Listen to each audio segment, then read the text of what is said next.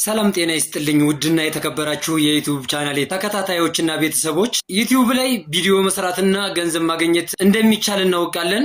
ግን ገንዘቡን እንዴት ማግኘት እንዳለብን ብዙዎቻችን አናውቅም። እሱን ጉዳይና የዩቲዩብ ህጎችን ዛሬ የምንማር ይሆናል። እንዴት ነው ዩቲዩብ የሚከፍለው ወይም ደግሞ ዩቲዩብ እንዲከፍለን ምን ማድረግ አለብን የሚለውን ብዙዎቻችን አናውቅምና ይህን ጉዳይ እያንዳንዱ በዛሬው ቪዲዮ የማሳያችሁ ይሆናል። አንድ የዩቲዩብ ቻናል ተከፋይ እንዲሆን ማሟላት ያለበትን ህጎችና ደረጃዎች እናያለን። ለቻናሉ አዲስ ከሆናችሁ ሰብስክራይብ በማድረግ የደወል ምልክቷን በመጫን ቤተሰብ ይሁኑ። እንደዚሁም ይህ ቪዲዮ ለሌሎች ተደራሽ እንዲሆን ላይክ አድርገን እንጀምረው። አሁን ወደ ዋናው ጉዳያችን እንገባለን። እንግዲህ ዩቲዩብ እንዲከፍለን ማሟላት ያለብን ነገራቶች አሉ። አንድ ሰው ቪዲዮ ከመጫኑ በፊት ማወቅ ያለበት ነገሮች አሉ። ቪዲዮ ስለጫንን ሁሉንም ቪዲዮ ይከፍለናል ማለት አይደለም። ያ ቪዲዮ የምንፈልገውን እይታና የሚፈልገውን ሰብስክራይብ ቢያመጣልን ያ ቪዲዮ ወይም ደግሞ ያ ቻናል የሚፈልገውን ሰብስክራይብ ስላመጣ ተከፋይ ይሆናል ማለት አይደለም። ማሟላት ያለብን ህጎች አሉ። ያስቀመጠልን ደግሞ ዩቲዩብ ያስቀመጠልን የማይወደው ህጎች አሉ። እነሱንም የምናይ ይሆናል። እስከ መጨረሻው ድረስ እንከታተል፣ ተጠቃሚ እንሆናለን።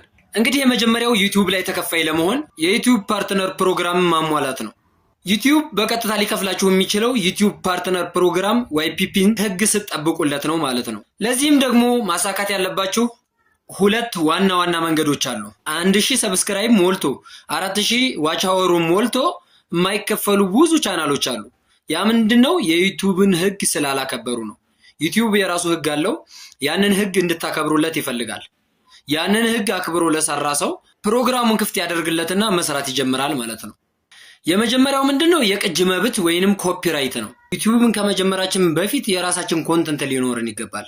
ለምን? ስንከፍተው እንዳንቸገር የፈለግነውንና የራሳችንን ቪዲዮ መልቀቅ እንድንችል የራሳችን የሆነ ኮንተንት ያስፈልገናል። ሁለተኛው ምንድነው? ኮሚኒቲ ጋይድላይንስ ነው። እዚህ ጋር የሚካተቱት እነማን ናቸው? ወሲባዊ ስሜትን ቀስቃሽ የሆኑ ቪዲዮዎች ወይም አደገኛ ነገሮች፣ ለምሳሌ የሆነ ደም ነገር የሚያሳይ፣ አንድ ሰው ሲደበደብ የሚያሳይ ወይም ደግሞ ሲቆራረጥ የሚያሳይ፣ እነዚህን ነገሮች የሚያሳይ ቪዲዮ መልቀቅ በጥብቅ የተከለከለ ነው።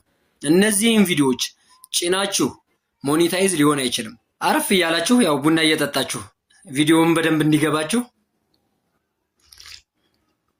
አሁን ትንሽ ነቃ ብለናል። ወደ ቪዲዮዋችን እንመለስ እና እንዳልኳችሁ ጥላቻ ቀስቃሽና እንደዚህ ጦርነት ያለበት ደም ያለበት እንደዚሁም ደግሞ ተቃውሞ ነገር አለ አይደለ? ሰዎችን ወደ አጉል ረብሽ የሚወስድ ነገር ያለበት ቪዲዮ አይቻልም፣ ተከፋይ አይሆንም። ስለዚህ ይህንን ልንጠነቀቅ ይገባል። አብዛኞቻችን ለፍተን ተከፋይ መሆን ስላልቻለን የብዙዎች ቻናል አለ ከ1000 አልፎ 5000 አካባቢ 5000 ከዛ በላይ ገብቶ ተከፋይ ያልሆኑ ብዙ ቻናሎች አሉ። በዚህ ምክንያት ሁለተኛ ደግሞ በዚሁም የምመክራችሁ ህጉ ላይ አላወጣውም። ከዚህ በፊት ግን የጓደኛችን የሆነ ቻናል እንደዚህ አልከፍለው ያላለ 5000 ገብቶ አልከፍለው ያለ ምንድነው? እሱም ከአውዲዮ ቪዲዮውን ማብዛት። ቪዲዮውን ብናበዛው ይመረጣል። ለምሳሌ አብዛኞቻችን ምን እናደርጋለን? በፎቶ እናደርግና ተንቀሳቃሽ ምስል አድርገን ማለትም ፎቶ እንዲንቀሳቀስ አድርገን የራሳችንን ዘፈን ሊሆን ይችላል፣ ሂስትሪ ሊሆን ይችላል፣ የተለያየ ነገርን ፖስት እያደረግን ከዛ መጨረሻ ላይ ሰዓታችንም ሞልቶ ቪዲዮውም ደግሞ 1000 ሰብስክራይበር አምጥቶልን ተከፋይ መሆን ያልቻለ ብዙ ቻናሎች አሉ እና አብዛኛውን ጊዜ ቪዲዮ ብንሰራበት ተመራጭ ነው። ይህን ነገር ብትጠቀሙት አሪፍ ነው። ለምን? ለፍታችሁበታል። በጣም ጓጉታችሁ ይከፍላል ብላችሁ ጊዜያችሁን መስዋዕት አድርጋችሁ ገንዘባችሁንም ሊሆን ይችላል ብዙ ነገር መስዋዕት ካደረጋችሁ በኋላ ያ ቻናል መጨረሻ ላይ ሞኔታይዝ ሳይሆን ይቀራል ማለት ነው። እና እነዚህንም ነገር መጠንቀቅ ይኖርብናል ማለት ነው። ሌላው ምንድነው? ጥራት ያለው ቪዲዮ መጫን። የቪዲዮ ጥራት፣ ቪዲዮ በጣም ኳሊቲ ወርድና ተጠበው ተጨንቀው ይሰሩታል፣ ግን ደግሞ ቪዲዮ ጥራት የለውም። ዩቲዩብ እንዳይወጣ እንዳይታይ ያደርገዋል ማለት ነው። እሱንም ነገር የቪዲዮውን ጥራት በምንችለው ሁሉ ልንጠነቀቅ ይገባል። ጥራት ያለው ቪዲዮ ልንቀረጽ ይገባል ማለት ነው።